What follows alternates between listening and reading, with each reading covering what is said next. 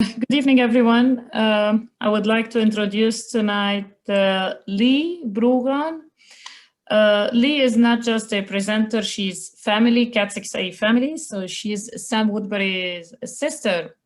Many of you might know Sam. He's on multiple, pictures of the foundation website or the newsletter. So Leigh had experience since she was little, even before going to college. She worked with Sam, she said, in summer school, extended school year, and she started practicing in ABA. Otherwise, she had a Bachelor of Art in Elementary Special Education in Providence College, then moved to New York City, worked in special education teacher, one-on-one ABA services for preschool children. And when in New York City, she went to NYU, got a psychology degree, then Penn State, BCBA, moved to Indiana, teacher assistant, and then clinical director of an ABA center in Indiana. In 2013, went back to Maine. So now in Maine, she provides consults, behavioral consult ABA to teachers in preschool and behavioral consult in preschool, daycares, and elementary school. I'm going to try not to add too many details in here. I'm notorious for trainings at work talking too much and not getting through things. So I'm going to do my best. I just can't help myself. There's a lot to say, and I like to tell stories. So first, let's talk about what is ABA. What do those letters mean? It started with B.F. Skinner. If anybody has a psychology background, it doesn't matter if you don't. But he did a lot of what they called experimental behavior analysis. And it was a science approach to the study of behavior. It was very different from what else was going on in the field of psychology. People studying the mind and thinking about it very differently. But he started to look at what we call now operant conditioning, which was sort of looking at how the environment affects behavior. Not just what's going on in your mind or your feelings or things like that, but how things in the environment might affect whether you do a behavior more or less or at all those kinds of things. And then applied behavior analysis is sort of taking a lot of his research and what he did and applying it in real life. So, he was doing things in a lab. He worked with pigeons, he worked with, more research-based things. And we're talking about doing things in the natural environment, in your home, in the community, in the school.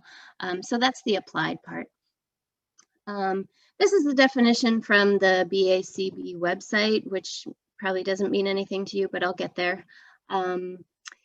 So I'm not going to read it. You can come back and read it, and I can make these slides available to all of you too. Maybe I should have done that before this, but I can send it out so that you can go back and read through anything you want to.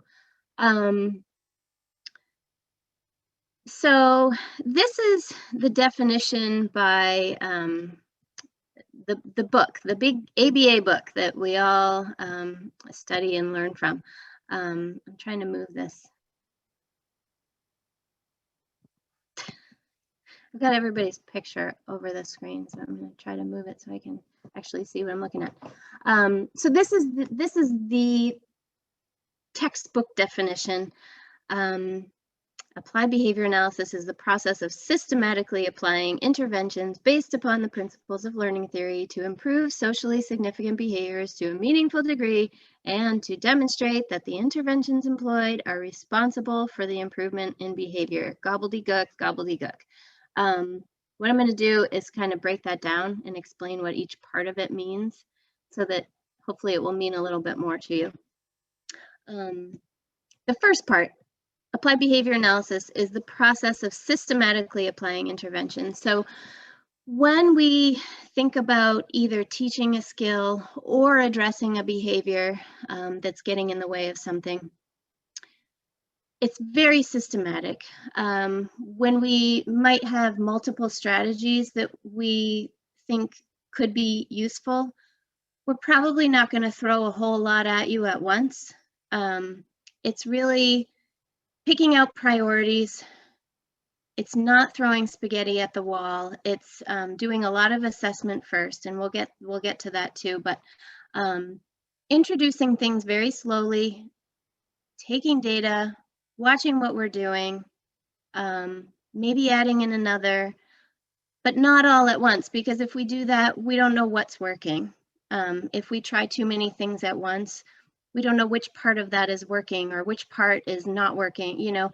So my example there is a lot of kids that I work with might be taking medications. So if that's the case, I try to work closely with the parents or the med management provider on when any of those medications are changing, because I don't want to throw a wrench in our behavior plan at the same time that a medication is going to change. Because then if we see a change, whether it's, you know, a desirable change or it's something that, you know, we kind of go downhill on something, I wouldn't know, is it the med? Is it the behavior plan that we just changed? So, you know, we do that with outside providers, you know, when we're working on a team. I'm going to be very careful about that, but I'll also be really careful about that with my own intervention. So, like I said, I'm not just going to throw a whole lot in at once. I'm going to try things a little bit at a time, take some data, see what's working, put a little bit more in. Then I know, you know, the variables. If I can be systematic about it, I know what's effective and what's not.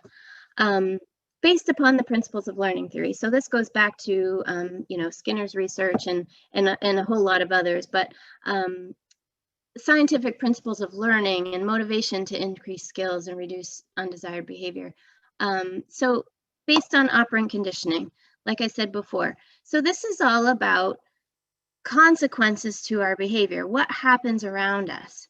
It affects what we learn and it affects our future behavior. So I want to take a minute, pause for a second, because the words behavior and consequences a lot of times throw people off. Behavior, what we consider behavior, is anything that you do. We have what we call the dead man's test. So if a dead man can do it, it's not a behavior. You know, non-compliance. I don't know what that is. It's nothing. So tell me what exactly that is. Is the child going under the table? And, you know, so it's got to be something. There's something there. That's what behavior is. It also means skills. It means tying your shoes. That's a behavior. It means all the talking that I'm doing right now. That's a behavior. It doesn't just mean undesirable behaviors. People often think of it as, oh, he's having behaviors. I hear that sometimes. It's like, good, that means he's alive. So everything that you do is a behavior. So when we say that, we really mean everything. All of the skills, all of the challenging behaviors, everything fits into that. Consequences. This is a really yucky word to a lot of people, but really all it means in the context of ABA, all it means is what happens after a behavior. So if something follows a behavior and it's pleasant, I'm likely to do that behavior again. If something follows a behavior and I don't like it, either you know, something like an alarm goes off, or that would be sort of an aversive thing, or it could just be I broke. Okay, maybe I broke a plate, so I'm probably going to be more careful. Whatever it was that I was doing with the plate, I'm probably not going to repeat it, or I'm going to at least try not to. So that's all consequences means. It doesn't mean spanking. It doesn't mean horrible things. It doesn't mean squirting lemon in somebody's eyes. It's not a scary thing in the context of ABA. And so I like to throw some of these things in here just to keep us all awake. I get get data or notes sometimes from staff, and it's like, oh, nothing happened. He did nothing. Well, I hope he did something, or else we better check his pulse. So, you know, when you're going to write me a note and tell me how something went, or you're going to call me or come to my office, I need to know what happened. That's what a behavior is. Something happened. Fold his arms and turn around. You know, something happened, even if it was quiet. That's what it means. Another thing I should do. Oh, is that better? I should have done that from the start. Another thing that we like to keep in mind in the field of ABA is it's the environment that we're working on changing. It's not the child, it's not the individual. I don't want to change somebody's personality. I'm not trying to change the person that's in there. What I need to do is change the environment so that some skill or some behavior might change a little bit. But again, I'm not trying to change anybody's personality, and that's sort of a misconception sometimes. You know, we have to think, if the child's not learning, if something's not changing the way that we want it to, it's not the child's fault, it's not the individual's fault, it's ours. It means that we haven't found the right thing. We haven't assessed, we haven't done the right intervention. We have to change the way that we're doing things. So we don't blame the child for not making progress. Okay, so the next part of it, we're working on improving socially significant behaviors to a meaningful degree. So what that means is, socially significant part means basically just that it's relevant. Is this something that is going to mean something to the client and to the family? Is this going to help with social relationships, participation in the community, things like that? Or are we just sort of pulling things out of the air that we think are important or that some book told us to work on? That's not how it should be. So, you know, if you do receive services like this, you can advocate for that. You know, there are wonderful therapists out there, and then there are some that might sort of do things a little bit rotely, and it's very important that we stick to things that are meaningful to you, your family, your child. So that is part of what we should be striving for. And then we always want to demonstrate that the interventions we're using are what's responsible for any improvement in behavior. And that's where we take tons of data. Anything we do, we should be taking data on. And this goes back to when we were talking about being systematic with introducing our interventions. That plus taking our data very carefully will let us know what's working and what's not. So this is sort of what I look like when someone says they didn't take the data, but here's how I think it's going. You know, I might go to a school, help them with a behavior plan, leave them with some data to take. I come back and I hear, well, we didn't really take the data. We did the plan, but we didn't really take the data. But it's okay, because this is how I think it's going. It's fine. This is what we're seeing. It's like, that's not always actually what your data is going to show. So data is really important. It can surprise us in different ways. So it's important to keep up with. Okay, so if you're actually going to receive ABA services, you might be wondering, or you know, if you're thinking about it, what might it look like? And that's a hard question to answer, because it really depends. These are some things you could potentially work on. Communication is a big one. So these are the more common ones. Communication is everything. When we are addressing challenging behaviors, I want to say, I shouldn't say this, but it feels like, I don't have data, but it feels like 99% of the time it comes down to communication, you know, in one way or another. And so all of these things under communication are things that fall under there. Might be deficits, might be lacking in one way or another. Requesting is huge. You know, if I can't say what I need or what I want, I'm going to find other ways to get it. So that can turn into problem behaviors a lot of times. Social skills are a big one. You know, getting along with peers, siblings, adults, play skills, you know, how, you know, what do my play skills look like? Or, you know, what do I do in my free time? We can work on academic skills. Life skills is a huge one. So toilet training is a really big thing. I rarely have, I work primarily with school age kids. I do some school age stuff too, but primarily preschool age kids. And I rarely have a client that I don't need to work on toilet training with. Safety, there's a ton under the umbrella of safety. We work on crossing the street, just walking with an adult without running away or pulling. You know, you're trying to hold your child's hand and they pull away and run down the sidewalk. We can work on that. Stranger danger, that's a big one.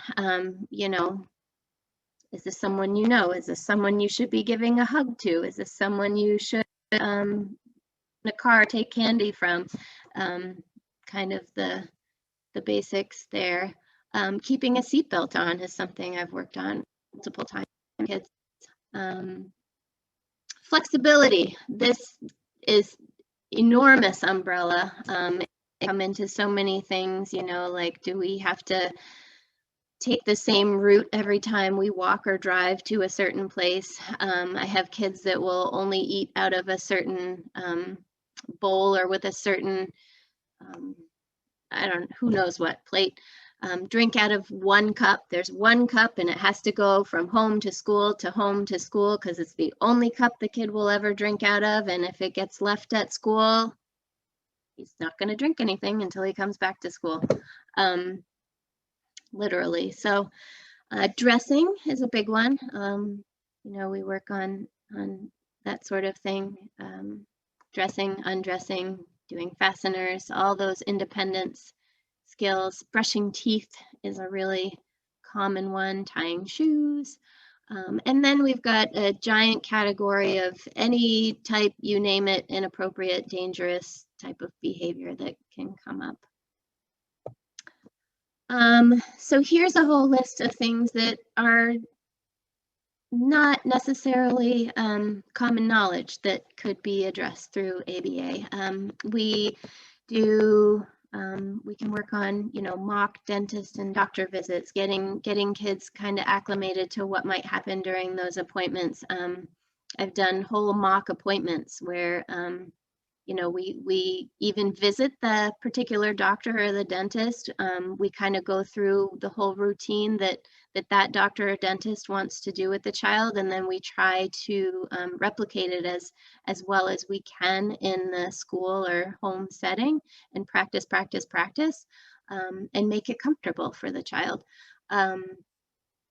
Haircuts, daily hair brushing, those can be a huge problem. I had a kid that was afraid of every kitchen appliance. So like mom would put a piece of bread in the toaster and he would run away screaming.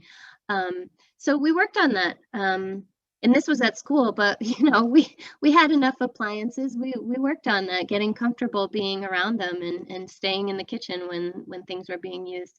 Any type of kitchen skills. I've had kids that you know, are old enough to start working on cooking and sort of making their own lunches or dinners or things like that, simple stuff. Leisure skills is a big one. So it can relate to play skills, but it doesn't always mean toys. It can mean just plain, what do you do in your free time? Do you have skills? Do you have things that, hobbies or things like that? And the next one, teen time, kind of relates to that. Had you know, some teenagers that we would work on, you know, just kind of finding something to do in your free time. And that could be painting your nails. It could be learning to exercise. It could be looking at magazines and enjoying them and having a conversation. Just things that, you know, other kids close to that age might do. And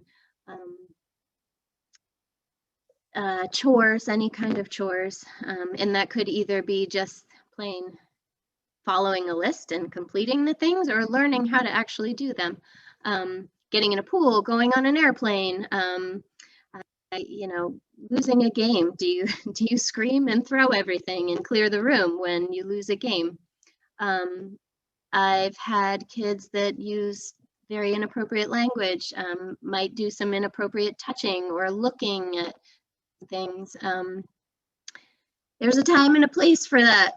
So this is, you know, sometimes when kids hit close to puberty or teenage years, there are things that they want to start exploring, and we have to learn that there's a time and a place for that. And so we can work on that. Food tolerance. This kind of goes back to flexibility. We've got a lot of kids that, you know, they'll only eat a very diet, and it's, you know, something that we want to increase. So get more comfortable with food over time, and you know, it might be one food at a time, and it might be, you know, I won't stay in the room if you put peas on the table. Maybe peas is a bad example because not very many kids like peas anyway, but you know, blueberries, something that kids usually like, but I just don't eat that. I just don't. So if you put that on the table, I'm out of here. And so we might work on, you know, you're going to stay here. The blueberries are on, you know, a counter near you. You don't have to get up and leave. And then gradually they might be on the table. They're not touching you. You don't have to touch them. They're just there, and you're just going to stay here. And then they get closer and closer. And then we might even get so far as to lick a blueberry. And then hopefully eventually we'll eat it. And we can make really, really good progress with that. It's sometimes very slow, but it happens, and we can really build a diet that way. Safe eating. So, you know, stuffing and choking and all of those things are pretty common with any kids with any kind of disability, developmental disability.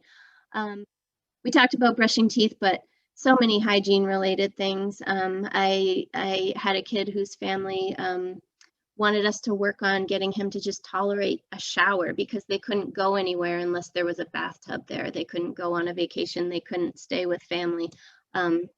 Otherwise, he would be fine, but he wouldn't bathe. If they were gone for a week and there was no bathtub, he wouldn't bathe because he was terrified of the shower. So we worked on taking a shower, and we got there.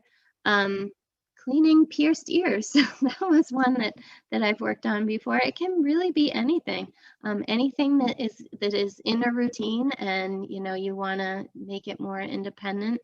All you have to do is just ask, what's getting in the way of your daily functioning, your family activities, and that kind of thing that ABA can address.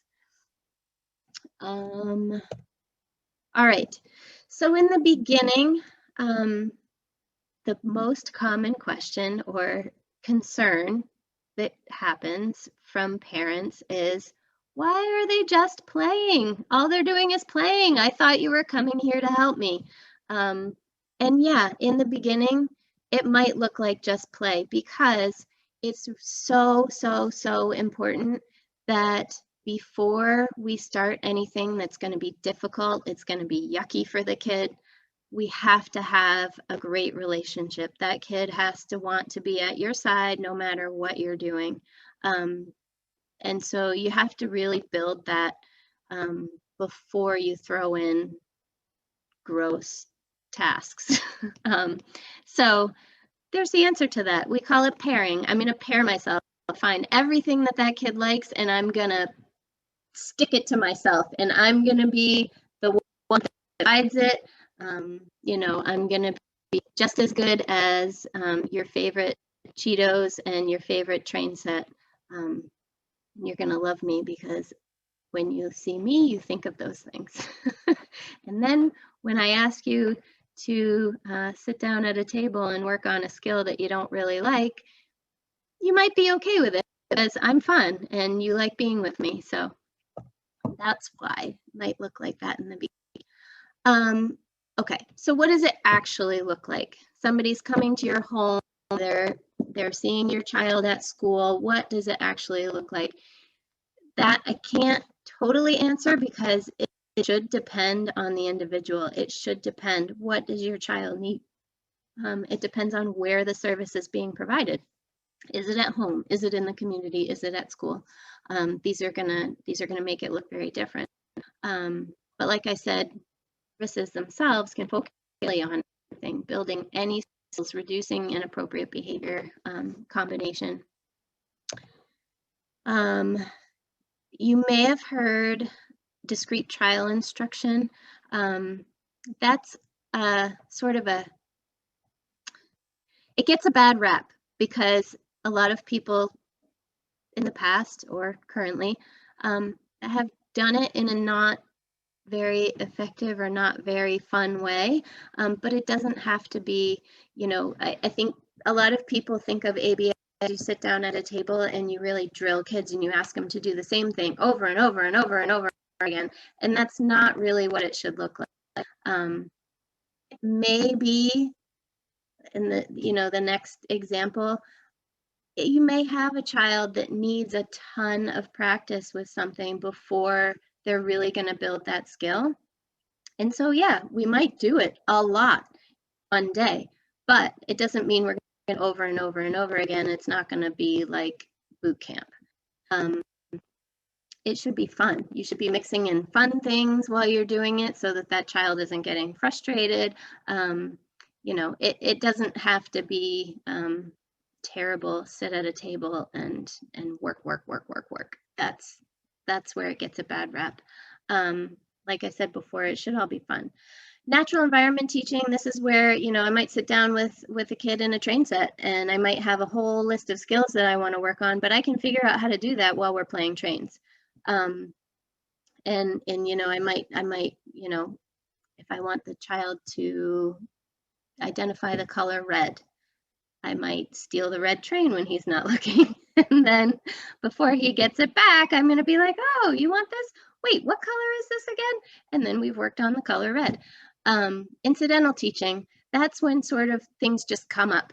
I'm just going to be super aware of what's going on and I'm going to recognize, oh, this is a good opportunity for me to work on X goal. Most of the time, there should be sort of a combination of a lot of these things. So sometimes learning can really happen mostly during play. Like I said, with the natural environment teaching, you might have to mix in some of the discrete trials depending on the child's skill level and, you know, where they are. Really beware of anyone who tells you that it should be all one thing. It really depends on your child's needs and it depends on the skill that you're working on. So we might do some things at a table because we might do some things in a room with distractions really limited, but other things we can do with the siblings or we can do with the peers at school. It just depends on the skill and where your child is. And that really should be very flexible. So when we think about teaching a skill, it's going to be very systematic. Sort of like I was talking about before, but that was related more to maybe behavior plans. This is when, you know, maybe we work on following directions, just simple one-step directions. I might break that down into skills. So we might have, you know, this directions that we're going to work on, and then, you know, things inside, things outside, things at the park, things in a restaurant. There could be all different sub-skills within that. And then we're going to introduce them tiny steps at a time. You know, I might work on maybe only 3 or 4 directions at once. I'm going to take data on those. And when we've met a certain criteria, great, that one is met. Let's move on. Let's introduce a new direction. And then behavioral intervention, if there's anything as far as challenging behaviors, things that are kind of getting in the way of your daily life, besides just skills, but, those kind of problem behaviors, that's going to be based on the function of the behavior, which is really, why is he doing that? Why is she doing that? Talk more about that. So when we're addressing challenging behavior, we need to know the why. Because if I know the why, if I know the function, is he doing that, I can come up with a new skill to teach that's going to serve the same purpose, and I can replace the problem behavior with that skill that's more appropriate. And this is called a replacement behavior. So if I just make up an arbitrary plan, like say your child is climbing furniture, really unsafe, climbing up bookshelves, into windows, things like that.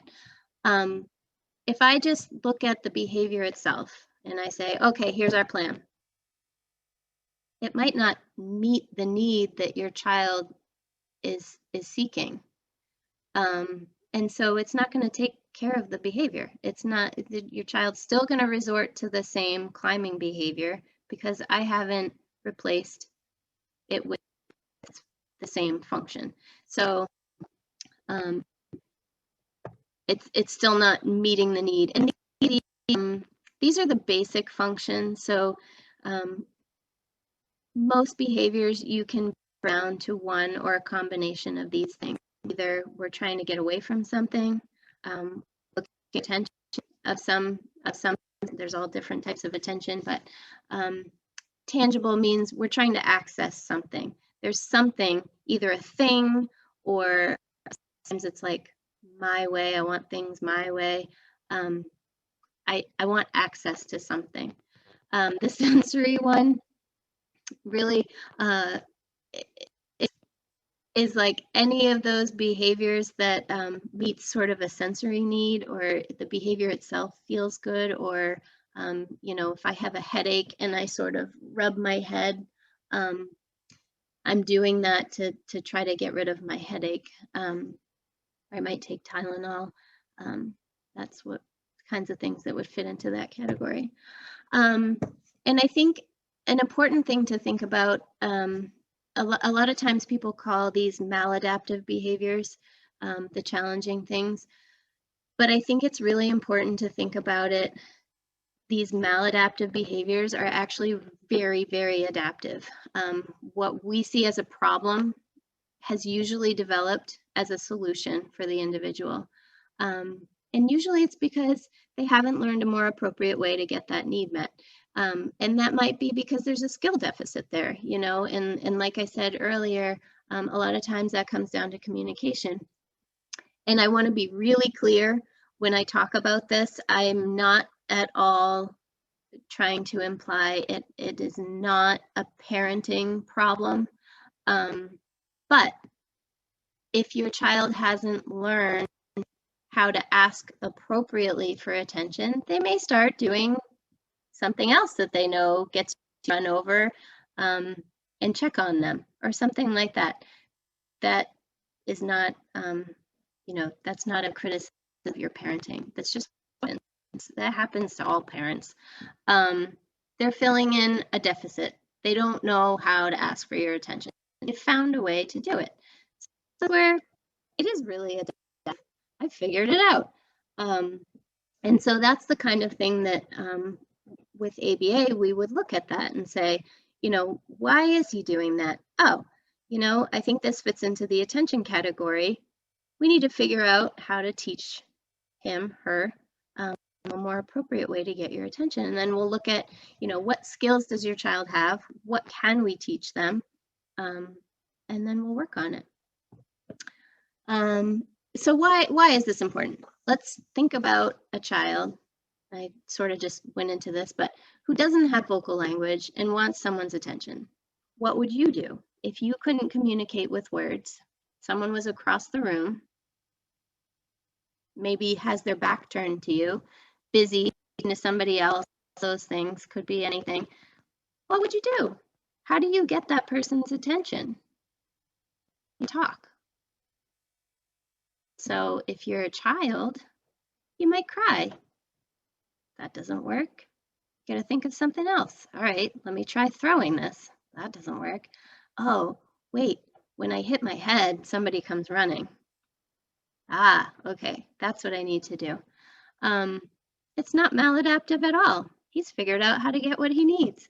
And again, that's not a criticism. This is just how these things happen. And a lot of times it comes down to communication.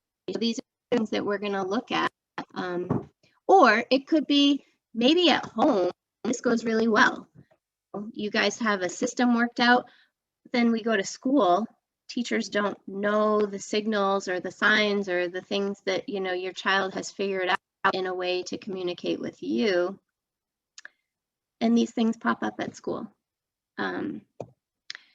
So these are just some examples.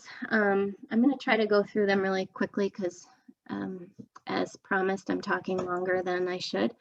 But just some examples to show you why the function is important. We've got two different behaviors with the same function. Isaac wants a snack, so he climbs up on the counter to get a cookie from the cupboard. Ethan wants a snack. He cries, jumps up and down, screams, and then lies down on the floor, flailing his arms and legs. So, can I give them a similar behavior plan? Probably. I mean, it might look a little bit different based on what their different skill levels are, but the function is the same. They both want a snack and they don't have an appropriate way to get it. So that's what we're working on. Here's another one, two different behaviors, but the same function. So Noah often runs around the classroom or his home. He makes a screeching sound, laughing, biting the back of his hand. And then we have Thea, who might hold her hand in front of her face and wiggle her fingers. So these behavior plans, again, are going to be a little bit similar. Again, we've got two different kids with different skill levels, different interests, so they'll vary that way. But what we need to do is teach them both a replacement behavior for the things that are a little bit less appropriate. Or, you know, with Thea, it's not, maybe that's fine when she's alone in her room, but you know, when you're in certain places or when she needs to be listening at school or something like that, we need to help her with replacing that with something that's a little bit less disruptive. Okay, so now we have two examples with the same behavior, but a different function. So Rosa scratches others' arms when they aren't paying attention to her. If that doesn't work right away, she'll probably bite the person. Jacob scratches others' arms when they ask him to do something that he doesn't want to do. If that doesn't work right away, he tries to bite the person. So in this case, we've got the same behavior, but the behavior plans are going to look different because they're different functions. So think about how to replace Rosa. She's trying to get somebody's attention. So her behavior plan needs to be around teaching her to appropriately obtain somebody's attention. Jacob wants to get out of doing work. So his plan is going to be a little bit different. I don't need to teach him how to get somebody's attention there. That's like another thing that we do need to work on, but not related to this. So different function. And here's another one. So these two, Michael and Oliver, they both like to get up and run around the room at school. But Michael is doing it because he wants attention. Oliver does it because he doesn't like this activity. He just wants to be there. So behavior plan will look really different, even though it's the same behavior. So this is one of my favorite memes because it's a popular suggestion. A lot of times, you know, oh, you did a sensory break. But if you think about the fun to get out of it, so if I get a sensory break, bingo, it worked. You know, I think it was Jacob that I used the name for the one that grabbed and biting to get out of work. If I'd given him a sensory break, he'd like that, right? So that's why function's important. So, you know, when someone comes to me, a teacher, a parent, and says, oh, you know, this child or this student is doing X, what do we do? And I do get this question a lot, you know. It's doing X, what do I do? I can't really answer that based on just that information. I need to ask a lot of questions. I need to see it happen. I need to assess why, and then I can figure out how we're going to address it. Okay, so we're still at what do ABA services look like? And one of the really important pieces, generalization, and this just means, you know, we're not going to stop at the first step or the first sign of mastering a skill or making progress with a behavior. We're not done yet. Just because, you know, we've hit that mastery criteria with a skill with the therapist, that's not it. We need to make sure that that behavior or that skill is going to continue to grow or continue to change with everyone and with any materials we can give them. Excuse me. You know, so that might mean we're practicing with parents, we're practicing with others, we're practicing with grandparents, parents that are in home, aunts, siblings. I love when I can work with siblings. It makes me so happy. So, you know, if I've taught, let's say, I've taught a child to come here when I call them, and maybe worked, you know, from this distance, just the room, go to another room and say, hey, come here. And great. But if I'm the only one that can do that, and I'm the only one that he'll come when he hears that for, we're not done. So I want to get the parents to do it. I want to get the brother and the sister to do it. I want, you know, if there's a neighbor, I might even work with them if the parents want me to. You know, we've got to make sure that that behavior is going to stick all over the place. So one of my all-time favorite pictures of Sam is this, because he learned in school, you can't, it's hard to see, but on the table there is a little tub of lotion, hand lotion, that was sitting on the table. And at school, he had just learned to unscrew. So he'd been working on some fine motor tasks, and he had learned to unscrew a cap to something. And my parents set him on the bed, left him for a minute to go, I don't know, brush your teeth. I don't know. I remember this. I just, who knows? Help me do math homework, and came back and found Sam with the lotion everywhere, all over him, all over his face, and he just looks so pleased with himself. He loves lotion. So he found this and he unscrewed it. So there we go. We've got generalization. He was in school, he found a tub of lotion, and he figured out how to open it. He's generalized that skill. We're going to be pretty happy about that. That's our goal. Making messes. And I've talked about this, but someone should be taking data. If you've got therapy going on in your home or in the school, there will always be data. They should be able to show you, you know, what's going on, how are things going. And that means when things are going great. And it also means sometimes you're going to have data, they're going to put it on these lovely graphs, and sometimes those graphs are not going to look very pretty. That's how we know that we need to change something about our intervention. It's okay. It happens. We're not going to get it perfect every time. Hopefully we're going to get close, or it's going to be just little that we need to tweak. But, you know, there's a reason for that, and we want to be really honest about what our data actually looks like. So hopefully most of it's going to look great. But there are times when it looks kind of yucky, and we need to know that. It's not just, you know, a feeling. I think it's going pretty well. I hope it's going well. but I'm afraid to take the data because the data might show something different. That's not how it should be. So whether it's skills, whether it's behaviors that we're trying to change, there should be data, and you should be privy to that. That should be shared with you along the way. I like this one too. Show me the data. Okay, so why ABA? How is ABA different? Why would I choose ABA over 1,000 other therapies out there?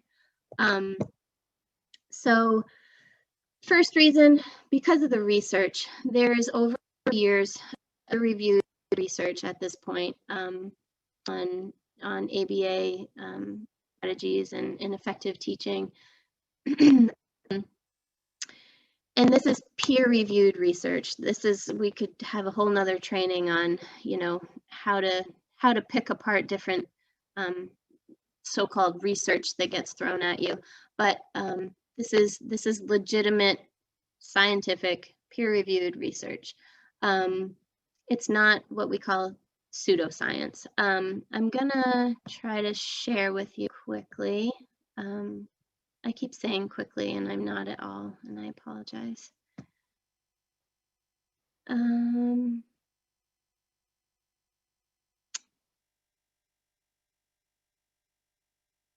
Got too many things open.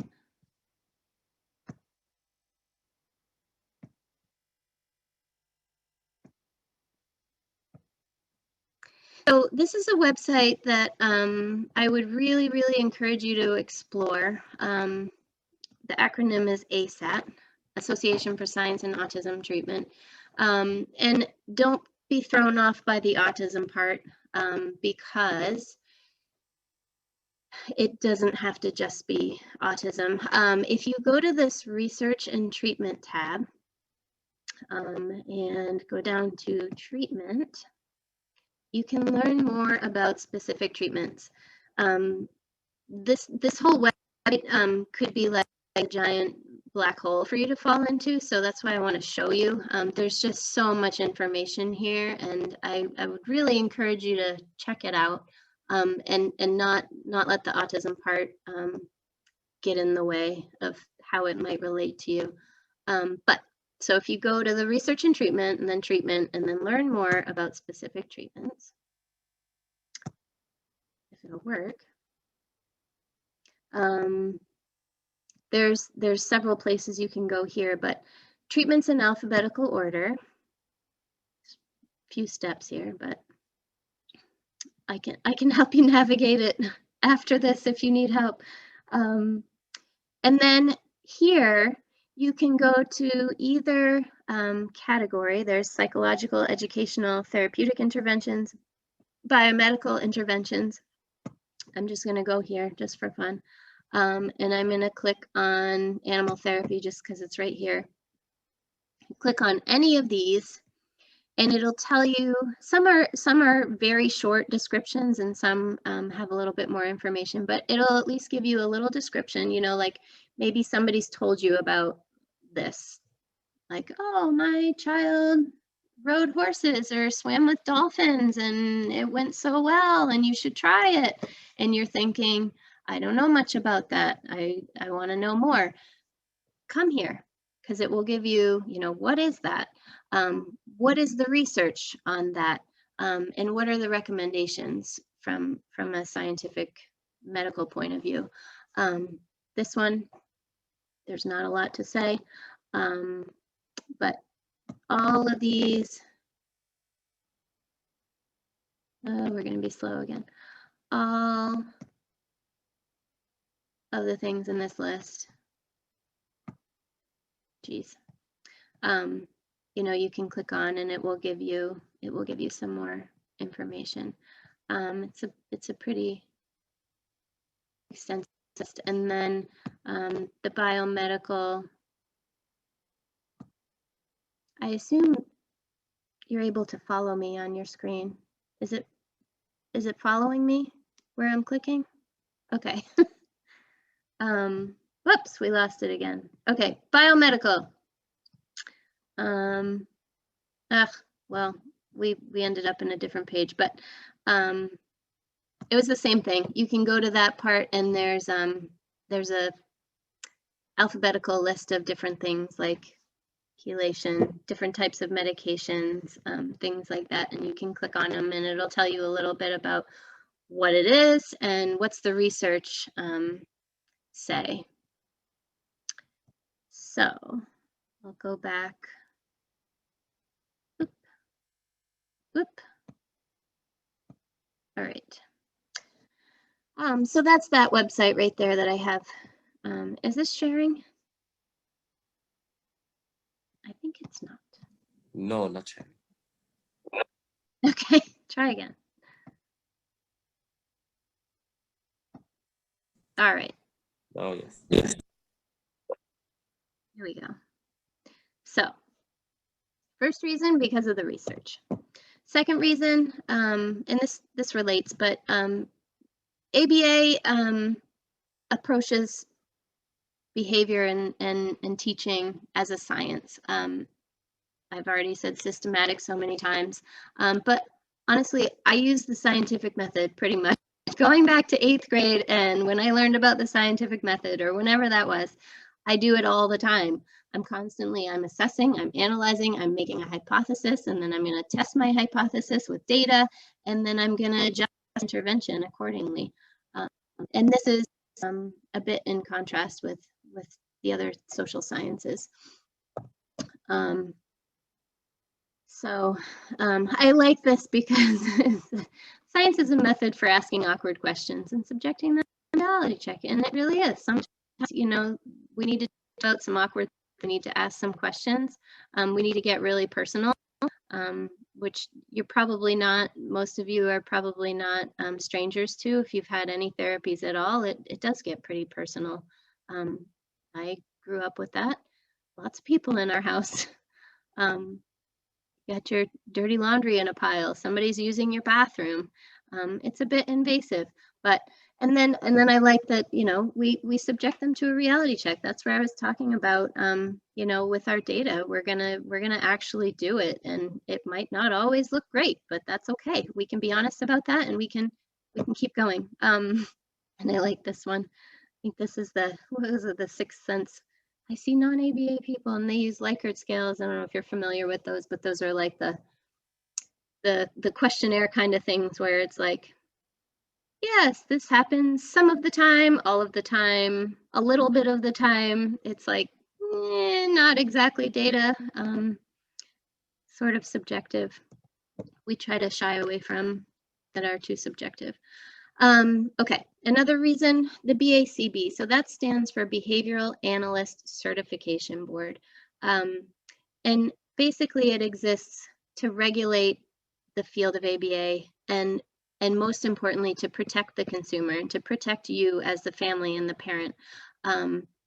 There is so much quackery out there. There is so much nonsense floating around. It is so hard to discriminate sometimes between the crazy stuff and the stuff that is actually useful. And when you have a child who, you know, has, especially when they're young, their little brain is Play-Doh, you've got limited time, you've got limited resources, you want to get the best that you can as quickly as you can. And so the BACB's global mission to make sure that if you are coming into the world of ABA and you're looking for services, you're going to get quality ABA services if you want to. The certification process, it's very rigorous, it's very strict. People can't just throw themselves out there and say, well, they can, but you don't have to believe them, and say that they're behavior analysts or that they do ABA, but they actually have no credentials. This helps protect you and protect who's coming into your home. Do they actually know what they're doing? And so that's where we've got way too many acronyms. I realize this, but the BACB is the board, the certification board. The BCBA is the person. And that is somebody with a graduate level qualification in behavior analysis. So if you're getting any ABA services, there should be a BCBA involved somewhere. It's probably not the person that's going to come and do the one-on-one day-to-day stuff in your house. They supervise, they create plans. They should be, you know, meeting with you and developing all of the skills, programming, and all of that. There's qualification, BCBA, and RBT. This is it's fairly new. So this is a certification that the one-on-one therapists can get, and so it is fairly new. So there aren't a ton of RBTs yet, and so it's not something that you can always find, and that's okay, as long as your services are being supervised by a BCBA or a BCABA, which is an assistant behavior analyst. You should be fine. But if somebody does offer an RBT, by all means, it's like sort of like there's teachers and there's ed techs or professionals or whatever you want in the classroom. That would be like a professional. And there's qualifications for that. It's a very specific training. They have to pass an exam, all of that. So let's get ethical. Another reason ABA kind of stands apart, there's an ethics code, and it is a strict ethics code. It's not guidelines, it's a code, and it's meant, going along with the BACB, it's meant to protect clients and families. So many ways that services could go wrong. And so, anyone in the field, BCBAs, RBTs, have to follow this code, or you're done. And I love that. There's a link if you would be interested in seeing what that includes. So then I just want to talk about a few myths, common misconceptions that people have. Wait, someone told me ABA turns kids into robots and parrots. And this is usually because they don't understand why we teach imitation. We do work on imitation a lot with little kids, especially kids on the autism spectrum or, with developmental delays. Because how does a typically developing child learn language, play skills, social skills, all of that? They learn it through imitation. Why do kids like to play dress up? Why do they like to play house and all of those things? It's because kids like to imitate what other people are doing. That's how they learn. And if that come naturally, we might have to teach it. Once a child learns to imitate, then it's easier to pick up on skills in their natural environment, and everything might not have to be taught in such an intense way. So a lot of this just kind of comes from this, I might be in a classroom with a child and there's some other kids and we're all playing blocks, and the client that I'm working with doesn't know what to say to his peers. So I might be kind of feeding some ideas of things that he can say, like, do you block? Or somebody gives him a block and what's he supposed to say? And so some people are kind of thrown off by that, like, oh, you're just letting him parrot you. Well, no, I'm teaching him what are the things that we say in these situations. All right, ABA people don't care about feelings. I had someone say to me in an AP once, "You're really nice for an AP person." What? That's terrible. This is what you think. We're all nice, I hope. So, and I know where this comes from. People have feelings. I can't observe them. So feelings are not part of sort of the language I'm going to use when I make a behavior plan or when I talk about what I'm observing. I'm not using feelings words. I'm not using emotions. I can't observe them. Those are all inside you. But what I can observe is what you're doing. And so those are the things that I analyze. Teach a replacement behavior for you sad or angry. And I don't want to. You're allowed to feel. You're just not allowed to bite me. So, I'm not going to change the fact that you feel sad or angry, but I might help you figure out a different way, a different behavior that I can observe for communicating that. And then we get into ABA uses bribery, punishment is terrible, consequences, all of those words that scare people. But like I was kind of talking about before, reinforcement and punishment, they happen all day long. For you, for me, all day long. These are things that just happen. So what happens when you take a sip of a cup of coffee and it's too hot? It doesn't feel very good, does it? So that's punishment. Probably, I would. All it means is that they're less likely to do that in the future. So, you know, have you ever taken a toy away from your child? I have. You know, the other one over the head with something, I'm probably going to take it away. That's hopefully, if that decreases that behavior, that's a punishment thing. It's not scary. I'm not spanking my children. You know, it's not the same thing. It's not like all those yucky things that people think of when they hear the word punishment. It just means something happens that makes the behavior less likely to happen in the future.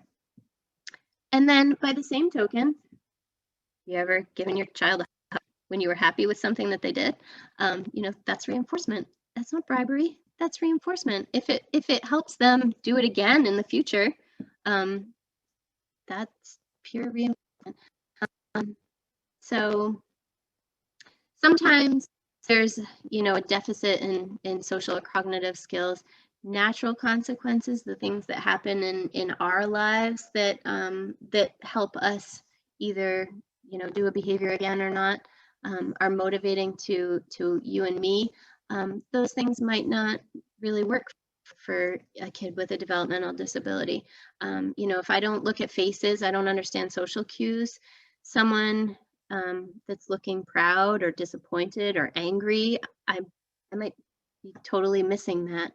And so that's not necessarily going to be reinforcing or punishing to me because I'm not noticing or I'm not understanding it. And so we might need to find some other things that are motivating and reinforcing to a child. You know, if I'm going to ask them to brush their teeth and this is something that, you know, is the worst thing in the world to them, kind of a smile and a good job and a high five, that might not be enough for them. You know, if I asked you to walk up a hill with a refrigerator on your back, what would it take?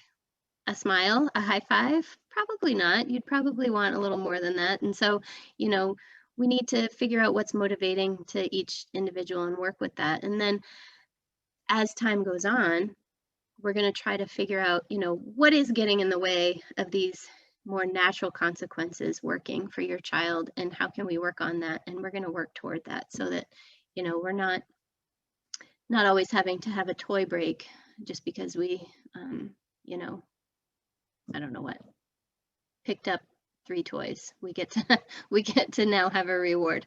But in the beginning, that might be what it is, because picking up 3 toys is the worst thing you've ever asked me to do. So this website here, Behavior Babe, I love this website. It's another one. I'm not going to take time to go to it and try to navigate it for you because I don't want to take up more time. But there's a parent section, parents and advocates, I think she calls it, which I like. But there's so much information, and she loved the way that she explains things. And this is so true. This is a quote from her website. When people say like ABA or ABA isn't for my child, or we tried that, didn't work. Really, if I knew more details, this is probably exactly what I would too. Really, what is happening is that you've a misapplication of ABA, somebody doing it wrong or inappropriately, and I would have a problem with that too. So, you know, when it's done well, it should be great. And then this ASAT website, again, there's a nice little blurb written by someone about, you know, how she kind of came about being introduced to ABA when she you know, she'd heard stories and thought it was, yucky. Oh, Leigh, no, ABA is not just for autism. It gets tied to autism a lot because I think, you know, it's one of the only scientifically validated things as far as treatment for autism, but ABA can be applied to your life, my life, anywhere. We work with kids with all kinds of syndromes, Down syndrome, just plain old intellectual disability, developmental disabilities, you know, not necessarily identified. I work with kids with very high IQs and behavior problems at school. So, you know, it's not just autism. Also, there are very many completely different applications of it. So organizational behavioral management is a big field. I don't really know a huge amount about it. It's not what I studied. You know, to like productivity in the office and you know, incentivizing employees to do their work at work.